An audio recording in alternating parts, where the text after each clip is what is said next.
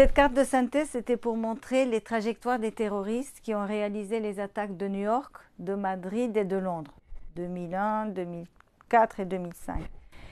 Et pour moi, c'était important de voir leur trajectoire, voir qu'est-ce qui les a amenés à ce point-là, enfin à New York ou à Madrid ou à Londres précisément. Et parce que ce qui m'intéressait le plus, c'était leur enterrement. Et je voulais voir s'il y avait un lien entre ces voyages, ces trajectoires, ces parcours et leur lieu de l'enterrement ou l'idée de leur enterrement.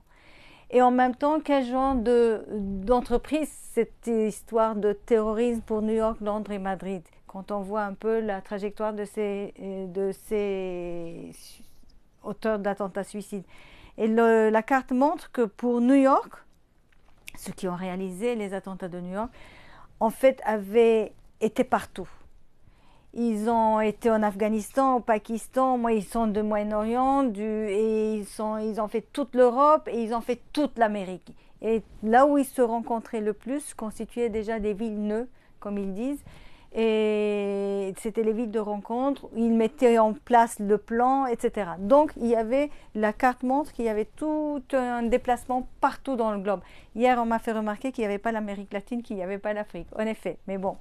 Et pour Madrid, c'était intéressant parce que c'était que des immigrés de première génération. Tout ce qu'ils avaient fait, c'était l'Afrique du Nord. Ils étaient 5 Marocains, un Tunisien, un Algérien. Tout ce qu'ils avaient fait, c'était traverser le Gibraltar. Et première génération d'immigrés à Madrid. Et donc, mais en même temps, comme ils avaient de la famille qui était installée en Allemagne, aux Pays-Bas, etc., ils avaient été une fois peut-être aux Pays-Bas, mais ils avaient projeté de partir à partir de l'Espagne, d'aller dans d'autres pays européens, s'installer comme immigrés. Et Londres, c'est intéressant parce que là, eux, ils n'ont pas bougé du tout. C'est le djihad qui est venu chez eux à travers les vidéos, l'Internet, etc. Eux, c'était des deuxième génération. Et donc, le seul endroit où ils avaient été, c'était évidemment le Pakistan. Mais là, est-ce que c'est un pays d'entraînement? Est-ce que c'est le pays d'origine? Et c'était la confusion de cet espace-là. Et qui était aussi un pays de radicalisation en même temps. Donc ces trois cartes montrent, avec leur trajectoire, ça montre tout à fait tous les parcours, toutes les trajectoires, tous les voyages qu'ils ont réalisés. Donc du global au carrément très local pour les deuxièmes générations. Est-ce que ça a un effet sur leur enterrement? Enfin, comme on ne connaît pas vraiment s'ils sont enterrés ou pas, où ils sont enterrés ou ailleurs, ou etc., on voit des enquêtes, je voyais que là où ils ont été partout, ceux qui ont été partout ne sont enterrés nulle part. C'est le silence total de la part des États-Unis pour dire qu'est-ce qu'ils ont fait de leur corps.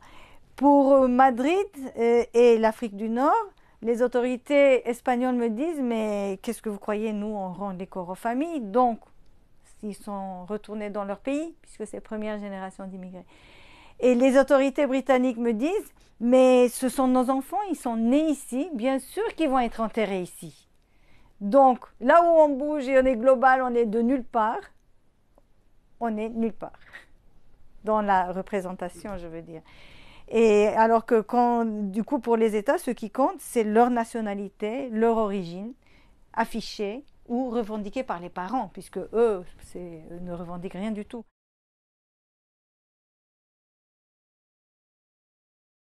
D'abord, une coopération, évidemment, entre les différents pays européens.